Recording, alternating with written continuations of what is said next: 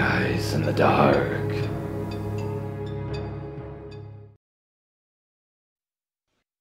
I have quite a few stories to tell, so I decided to just pick this one that's really near and dear to my heart.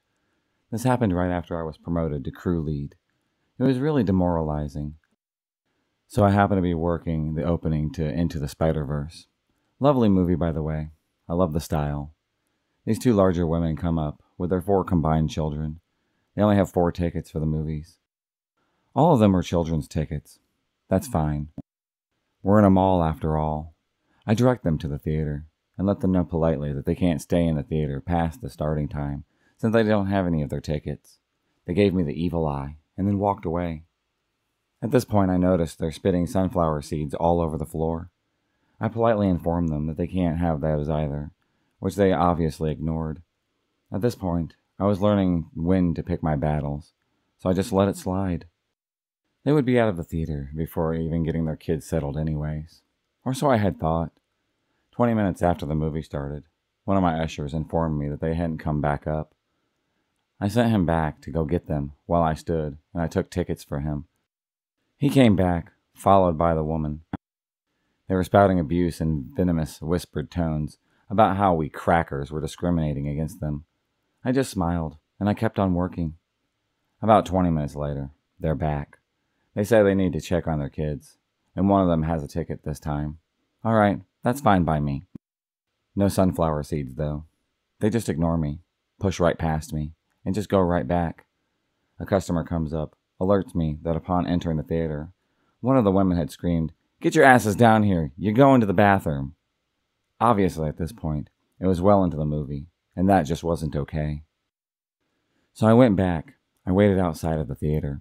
I escorted the ladies to the front, again with more insults directed towards me, and claims that I was the racist one, all while the trail of sunflower seeds had grown.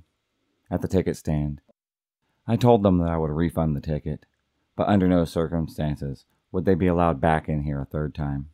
They would need to wait in the lobby until the movie was over. They simply had rolled their eyes and walked away. 20 more minutes passed by. They were back. I stood in the middle of the way and stated simply, "You're not allowed back into that theater. I informed you last time you left, and that still stands." They both shoved me past and yelled, "We don't give a damn. Get a manager if you want," which is exactly what I did. He went into the back, told them exactly what I had just said. They were all smiles and sweetness to him, apologizing for everything, still leaving a trail of sunflower seeds on the floor. After he escorted them to the lobby, he went about his duties. At this point, I had rotated to the concession stands because they were just a little too swamped. These women make a beeline to me and start yelling and calling me names and slurs, everything in between. I politely ask them to leave, which causes more yelling. One of my crew asks if they need to call security, which prompts the women to walk away, still yelling at us. Now to this day, I'm not sure why, but this moment had broke me. I went to the manager's office, asked, barely holding back tears, if I could go on break. He told me to take as long as I needed. I went into the mall to go get my food, thinking that that was the end of it. I was wrong. They followed me through the mall, saying rude things, throwing seeds at me, the whole 9 yards. Security wouldn't do anything because they weren't doing it when they were looking. It was just awful. I hid in the back room the rest of my 30 minutes, and I cried. It got to me. It really, really got to me. The manager told me that I should just go home. I agreed. I called my husband to go pick me up, and they were still out in the lobby, waiting for me. My husband had to come in and walk me out. Please, always remember that customer service people are just that. They are people. Treat us and everybody else like that. Never do any of this to them.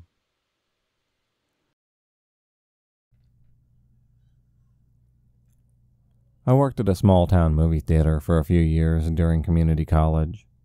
Creepy guys weren't common, but they definitely weren't rare. I had one in particular who clung on to me. It started with the first time he came into the movie theater. I took his ticket order, then his food order, and then gave him his total.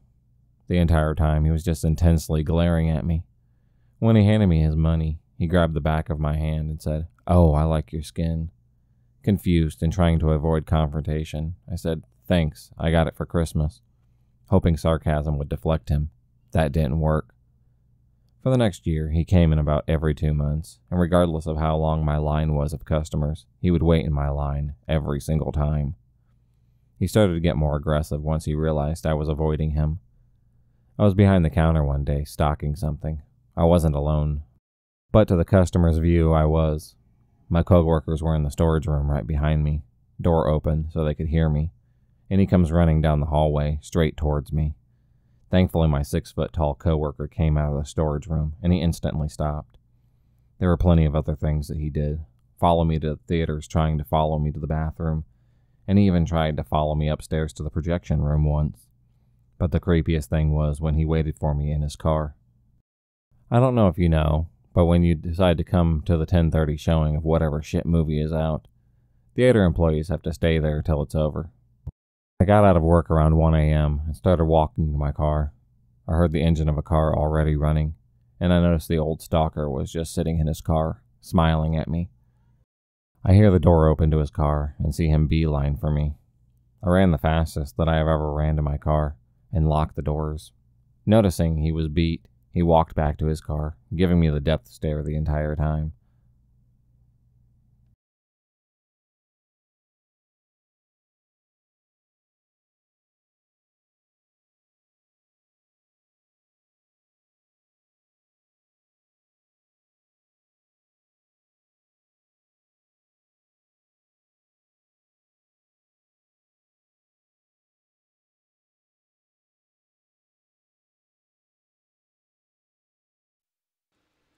A woman comes in. She wants to see a movie.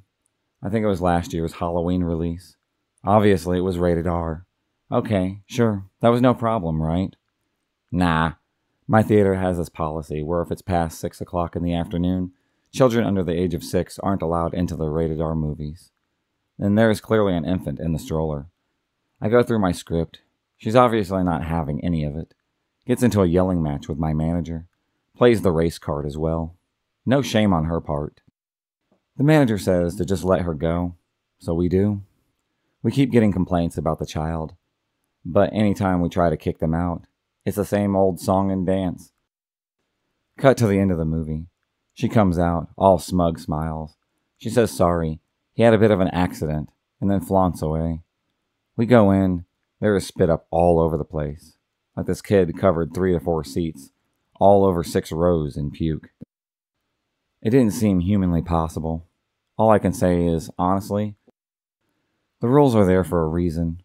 Just follow them, because now we use this story as an example on why we aren't allowed to bring your infant in. During the first month of my job at a theater, I worked the night shift most days with my male supervisor. One night we started talking. I gave him my Snapchat, just like I had done with my other coworkers. That night he sent me a dick pic and asked me to rate him, knowing he had a tendency to drink. I had just shrugged it off and ignored my discomfort. 2 days later, as we were cleaning at work, he sent me a Snapchat that said, "I'm hard." I ignored it and tried to remain calm about it. The next day when I worked with him, we were cleaning again, and he told me that we needed to go check out one of the theaters, even though we had just cleaned that theater. And as soon as the door had closed right behind us, he crept towards me and asked, "Do you want to touch it?" I immediately ran into the lobby, where there were a few dozen people. This went on for about 6 months. At this point, I was really scared to tell my employer. I was promoted to supervisor after he quit this year, and I do my best to make sure that none of my employees have to go through what I went through. I make sure that they have extra supervision, and that I keep an eye on everything as much as possible. And if there's going to be a male and female working together, I make sure that there's an extra person, that way there's a witness.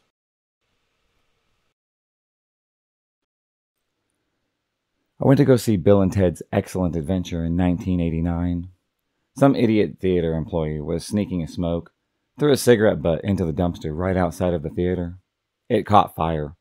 It was really a dumpster fire. We had to evacuate right when Bill and Ted are flirting with the medieval girls. I was certain that I had been denied a chance to see boobs.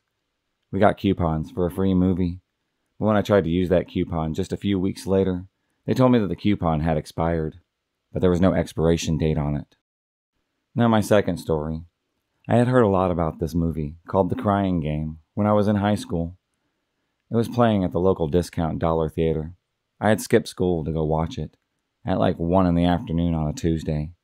There's only like 6 people in that theater. As the movie starts playing, but right before the reveal, the couple 2 rows right in front of me decide the movie is really turning them on. They start making out. Then she starts going down on him. Then she straddles him. Then we see the penis on the screen. The guy looks like he's going to vomit, throw the girl off of him, and storms out, holding up his pants. This was in a very conservative border town, with a very macho culture. Like, seeing another dude's peen while yours is out and rock hard was the equivalent of admitting that you were gay to many people back then.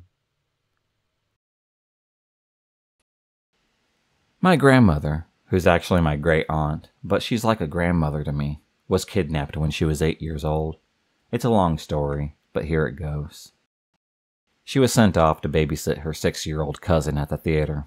Yeah, an 8-year-old babysitting a 6-year-old. That was definitely a great idea. And they started watching the Sunday cartoons. The plan was that they would meet their parents outside of the theater when the movie finishes. About an hour or so into the showing, a man came into the theater, walked straight to her row. He grabbed her by the wrist, where she was wearing a locket, and told her it was time to go. She got up with him. They started walking out of the theater. About 50 or 60 years ago, roughly, the time this has happened, they used to have attendants at the door of the movie theater. When walking by the attendant, there just happened to be a manager standing there also. She was afraid that he would hurt her if she said anything, but she decided to just take a chance. Walking by the 2 men, she said, "Where are we going? You're not my father." He squeezed her locket hard, and then suddenly ran, pulling her with him. The 2 men gave chase. He made it to the parking lot, when she started to fight back. She stopped running, and was trying to pull her arm off.